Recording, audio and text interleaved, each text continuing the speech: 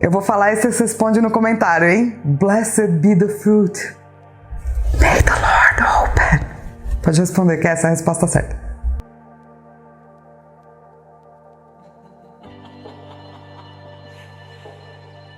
Olá, eu sou a Flávia Gaz, essa é a Malu, essa é a Furiosa. E a gente está todos aqui no canal do Garotas Geeks para trazer para você uma análise do imaginário. E hoje a gente vai falar de Handmaid's Tale, que inclusive foi você que votou no Twitter para ser a próxima coisa de imaginário que a gente ia fazer. Pode me dizendo o que você quer ver. Eu sempre faço uma votação ali no Twitter mesmo, e daí a gente escolhe qual é o tema da próxima semana. My name is Offred. I had another name. Ladies, I have to let you go. It's the law now. They needed to do it this way. All the bank accounts and the jobs all at the same time. You imagine the airports otherwise? Run! No, please don't take her. No! You girls will serve the leaders and their barren wives. You will bear children for them. Handmaid's Tale, pra mim, primeiro que é um livro, tá? Baseado num livro da Margaret Atwood, que é um livro muito legal, de ficção distópica. Então você curte ficção científica, pode ler. E pra mim foi uma das melhores, quiçá, vamos falar a verdade, a melhor série de 2017. Não apenas por o que ela traz, que é muito importante, mas como ela traz, como foi filmado, toda a questão gráfica, de câmera, de som, de interpretação. Que série maravilhosa que você deveria ver. Ela não tem no Brasil, tá chegando na Paramount, que é um canal fechado, mas antes estava só no Hulu. Então, descobre aí como ver. Aprende com a Babs. como ver essa série aí. Mas é sério, você tem que ver porque é uma das séries mais importantes. E a gente queria fazer uma análise do imaginário. Claro, tem muita coisa, então a gente geralmente escolhe uma coisa só. Tchau, Furiosa. Geralmente a gente escolhe uma coisa só.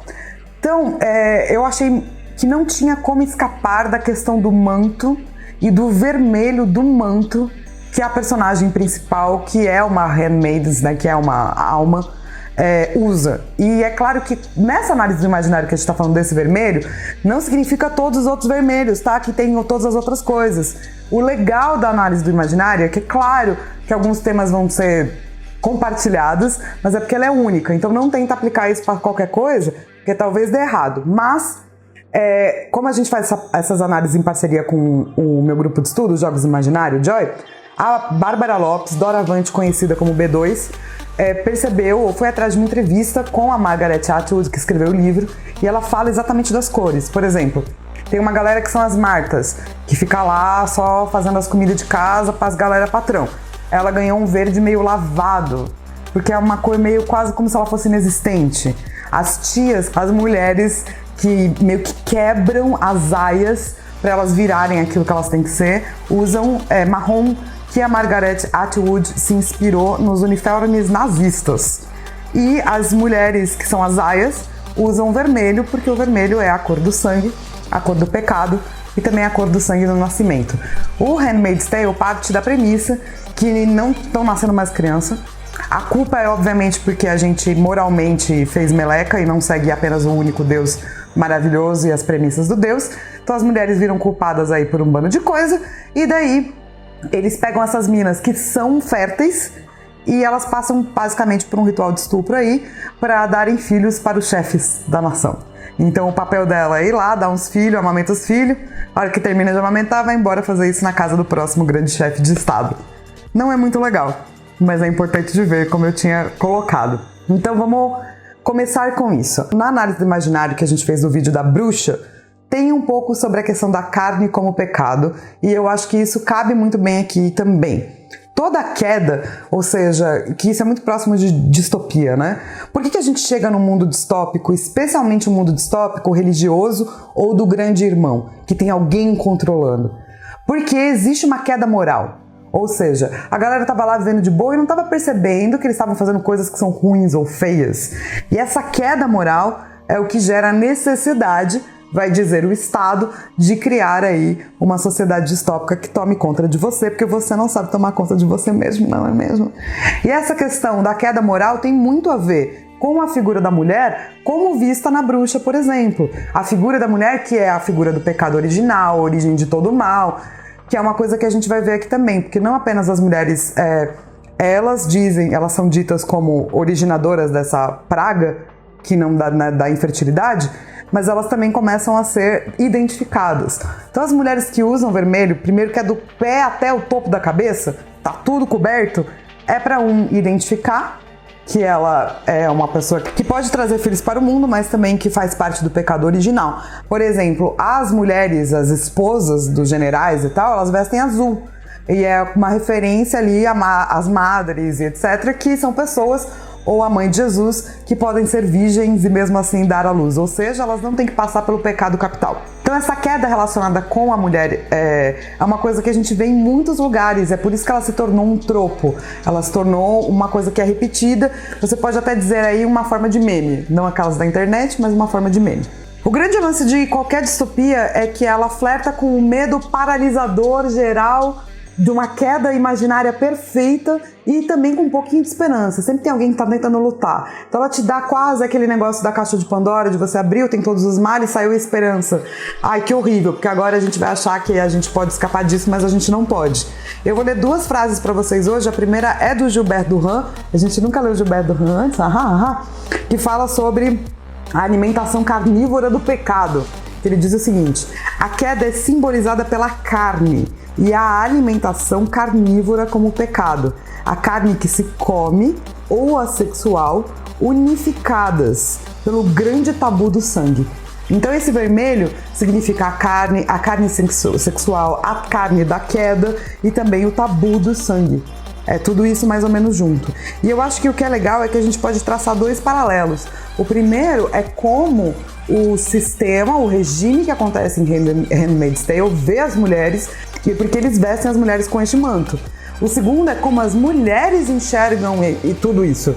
E daí tem um grande pulo do gato que é legal, porque as mulheres, obviamente, estão cobertas, estão fazendo o que elas não querem, estão sendo estupradas, estão lutando. Mas, como a própria protagonista diz, se eles não quisessem que a gente fosse um exército, então eles não teriam nos dado uniformes. Porque se a mulher é a dona da fertilidade, etc., então significa também que ela pode ser a dona do seu próprio futuro ou de uma grande revolução. O nome da protagonista, Offred, significa que ela é do Fred, Off-Fred, mas também pode significar, ou então aí num jogo de palavras, Off-Red, do vermelho. Ela aceita e abraça a sua própria carne e o seu próprio pecado, então ela tem uma força que esse governo nunca vai poder tirar. E eu acredito que as distopias têm muito a ver com uma coisa que o Bachelard chama de metálico, a poder de dissolução das coisas que o metal tem. Então eu vou ler outra frase de Bachelard. Bachelard diz na Terra e nos Devaneios da Vontade. Não, esse é o roteiro da Babs. Bachelard diz na Terra e nos Devaneios da Vontade: a hostilidade do metal é assim seu primeiro valor imaginário. Duro, frio, pesado, anguloso. Ele tem tudo o que é preciso para ser ofensivo, psicologicamente ofensivo. Então, você pode olhar para qualquer distopia como se fosse também uma distopia metálica. Toda distopia tenta te esmagar e ela se torna psicologicamente ofensiva. Mas eu acho que essa junção das handmaids todas vestidas e o fato delas poderem se imaginar como um exército traz uma figura que talvez a gente veja na segunda temporada, que é a figura das Erinhas.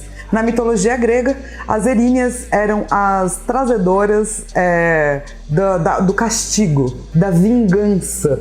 E elas também estão associadas com o vermelho em diversos games e diversos filmes, por conta desse poder do sangue. E daí não do sangue dela sangrar porque é um pecado, mas do derramamento de sangue. Seria muito legal, inclusive, se elas começarem a derramar sangue, eu ia gostar bastante. E as Erinhas são 3. A Tisífone, que significa o castigo, a Megera, que traz o rancor, e a Alecto, que é interminável. Então o que eu espero é que todo esse vermelho que foi opressor e metálico durante a primeira temporada da Handmaid's Tale, talvez na segunda possa gradativamente se transformar numa quebra do metálico, num vermelho de fogo mesmo, que tem a ver com a vingança, o castigo e o rancor. Inclusive, você viu que daí veio o nome Begera, louco, né? Tem a ver com o rancor. Oh, né? É. A gente já se prende outros bagulho também que a gente não tava imaginando. Então é isso, se você curtiu esse vídeo, não esquece de compartilhar, mostrar ele pra todo mundo, se inscrever no canal e não se esquece também de me ajudar a decidir qual vai ser o próximo tema da análise do imaginário da semana que vem. Beijo!